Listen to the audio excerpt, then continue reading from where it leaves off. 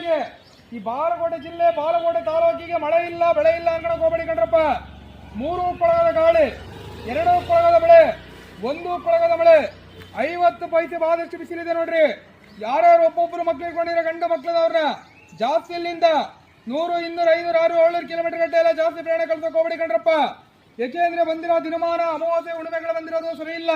ಮನೆಯಿಂದ ಹೋಗ್ಬೇಕಾದ್ರೆ ನಗಾಡ್ಕೊಂಡು ಹೋಗ್ತಾರಂತೆ, ಬರಬೇಕಾದ್ರೆ ಜನವಾಗಿ ಬರ್ತಾರಂತ ಶರಣರು ಸಾರಿಯ ನೋಡ್ರಿ.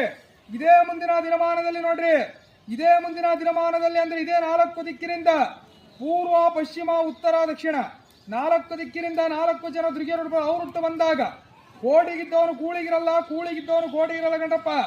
ಇದೇ 2035, 45 ಇಸ್ವಿಗೆ 1 ಕೂಡ ನೀರಿಗೆ 19 ರೂಪಾಯಿ 20 ರೂಪಾಯಿ ಕೊಟ್ಟು 10 ಮಾಡುವಂತ ಕಾಲ ಬರ್ತೀವಿ ನೋಡ್ರಿ. ಆ ಕಾಲಕ್ಕೆ ನೋಡ್ರಿ ಸಿಮೆಂಟಿನಲ್ಲಿ ತಯಾರಾದ ದೊಡ್ಡ ದೊಡ್ಡ ಮನೆಗಳು, ದೊಡ್ಡ ದೊಡ್ಡ ದೇವಾಲಯಗಳು, ದೊಡ್ಡ ದೊಡ್ಡ ಕಲ್ಲಿನ ಕೋಟೆಗಳು ನೆಲಸ್ಥಮಾಗುವಂತ ಕಾಲ ಬರುತ್ತೆ ನೋಡ್ರಿ. ಈ ಊರಿಗೆ ಒಳ್ಳೇದಾಗಲಿ, ಕೇರಿಗೆ ಒಳ್ಳೇದಾಗಲಿ, ಊರಲ್ಲಿರೋ ದನ ಕರುಗಳಿಗೆ, ಬಾಣತಿ ಬತಿಯರುಗಳೇ ಮಕ್ಕಳಿಗೆಲ್ಲ ಒಳ್ಳೇದಾಗಲಿ.